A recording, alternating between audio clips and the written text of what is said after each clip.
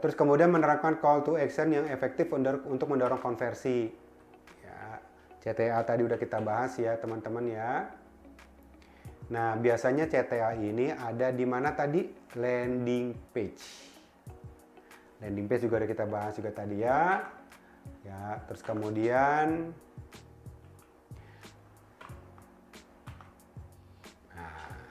jadi menerapkan call to action yang efektif untuk menerapkan konversi, kita harus bikinnya yang jelas dan ringkas. Kemudian terbatas. Kemudian harus kita uji dulu ya. Lakukan uji testing. Ya, lakukan A/B testing untuk melihat CTA mana yang paling efektif. Bikin beberapa CTA. Apa cara bikin CTA kayak gimana? Gampang, mudah. 5 menit juga udah bisa bikin CTA. Ya.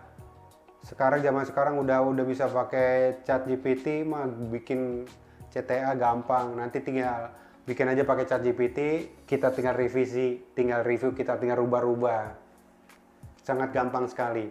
Sehingga kita bisa ngetes. Kita mau bikin berapa? 10 CTA, kita bisa tes, ya. Kemudian CTA-nya harus relevan. Pasti ya, karena kita udah review nanti pasti itu relevan. Kemudian menonjol. Nah, ini apa yang mau kita tonjolkan? Kalau kita jualan sport, alat-alat sport, alat-alat olahraga, apa yang mau kita tonjolkan? Oke. Nah, kemudian membangun kepercayaan dan loyalitas pelanggan melalui media sosial.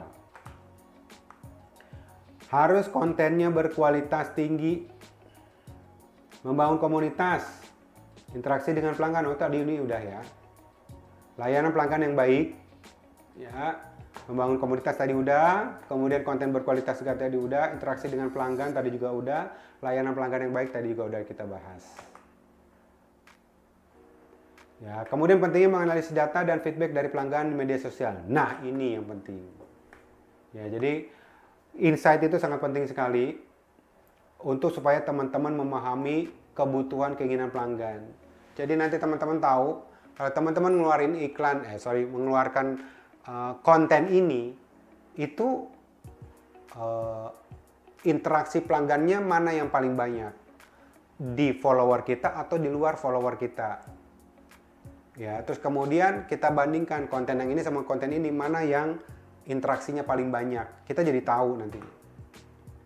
Ya, terus kemudian memahami kebutuhan dan keinginan pelanggan itu dengan kita menganalisis dari sentimen-sentimen yang terjadi. Kemudian melihat tren. Ya, menganalisis sentimen ini itu mengidentifikasi agar pelanggan senang, frustasi atau netral terhadap produk atau layanan kita.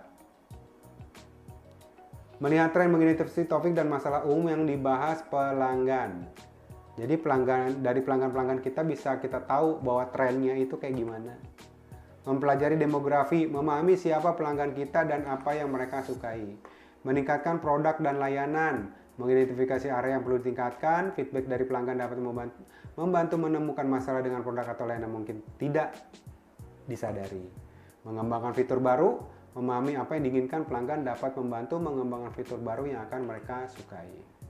Kemudian meningkatkan kualitas layanan pelanggan. Ya, seperti feedback, tadi juga ini kita sudah bahas.